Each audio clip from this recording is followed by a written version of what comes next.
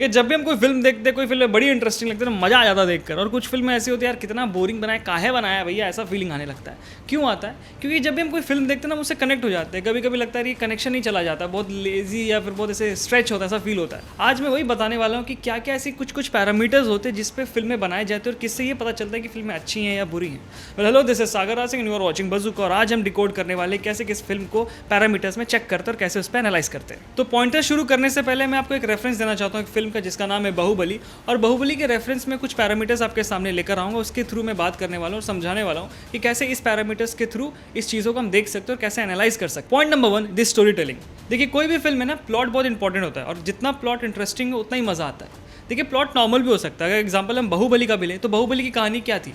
दो राजा थे जिसमें से दोनों में एक कंपटीशन था कि कौन राजा बनना चाहता है। उसमें एक को उसने मार दिया, दूसरा राजा बन गया, फिर उसने बदला लिया। यही कहानी है। बट जिस वे से उसे प्रेजेंट किया गया, जिस वे से विजुअल्स डाले गए, जिस वे से उसमें सॉन्ग्स डाले गए या फिर इफेक्ट्स डाला गया, डायलॉग जिस वे से लिखे, इससे फिल्म इंटरेस्टिंग बनती है। और यही कारण है कि स्टोरी टेलिंग पे सबसे ज़्यादा ध्यान देना चाहिए। जैसे राजा मौली ने इस पर बहुत अच्छे से ध्यान दिया, बहुत अच्छे से काम किया। इसकी राइटिंग इतनी स्ट्रॉन्ग थी ताकि देखने में मजा आता हो। इसकी जितने भी विजुअल्स होते हैं उसमें मैं बाद में बात करूंगा। जो कि पॉइंट नंबर 1 है स्टोरी टेलिंग। स्टोरी टेलिंग का ही सबसे इंपॉर्टेंट पार्ट होता है कि किस वे से हमारे सामने प्रेजेंट किया जा रहा है। अगर स्टोरी टेलिंग में कमी है तो भैया फिर लगता है यार बहुत स्ट्रेच हो रहा है, बहुत भाग रहा है, यार मज़ा नहीं आ रहा है। तो स्टोरी टेलिंग पहला पार्ट होता है कि किस वे से हमें फिल्म दिखाया जा रहा है या प्रस्तुत किया जा रहा है। पॉइंट नंबर 2, दी सिनेमाटोग्राफी। देखिए, सिनेमाटोग्राफी इतना इंपॉर्टेंट है जैसे कि अगर कैमरा ही नहीं रहेगा तो फिल्म कैसे बनेगा, है ना इंपॉर्टेंट।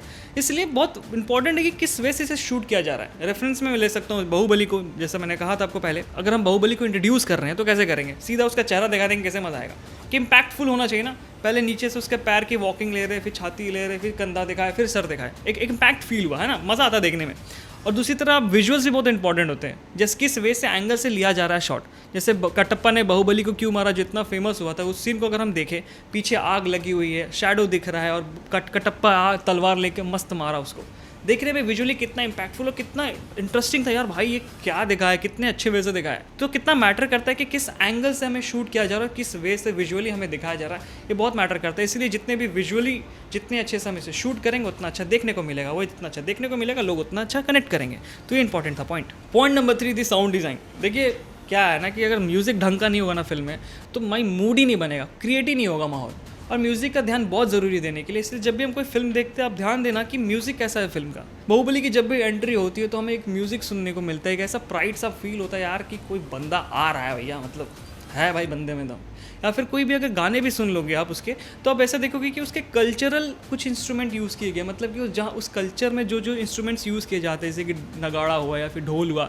जब बाहुबली जाता है अपने प्रजा में जहाँ पे बल्लाड़ देव रहते हैं, वहाँ पे आप देखो सब ढोल वोल ऐसे ऐसे इंस्ट्रूमेंट्स यूज़ किए गए हैं, जो कि एक फील देता है कि हाँ यार इस एरा का कहानी है। तो इसलिए म्यूज़िक और बीजीएम इंस्ट्रूमेंट्स ये सब इतने इंपॉर्टेंट होते हैं, तो कि वो फील देता है, एक टचअप देता है, वो फाइनल टचअप देने वाला काम करता है म्यूज़िक। इसलिए आप जब भी ध्यान दें, जब भी आप कोई फिल्म देखें कि म्यूजिक स्कोर्स कैसे उन लोगों ने यूज़ किया है। Point number 4, the actors performance. देखिए, जब भी हम कोई फिल्म देखते हैं, फिल्म में बहुत इंपॉर्टेंट है कि कलाकार कैसे परफॉर्म कर रहे हैं। कोई कैरेक्टर्स अगर परफॉर्म हो रहे हैं तो कितने अच्छे से उनको प्रस्तुत किया जा रहा है, उसके कैरेक्टर आर्क कैसे हैं, कैसे लिखा गया है, कैसे मैटर करेगा अगर अच्छा कलाकार होगा।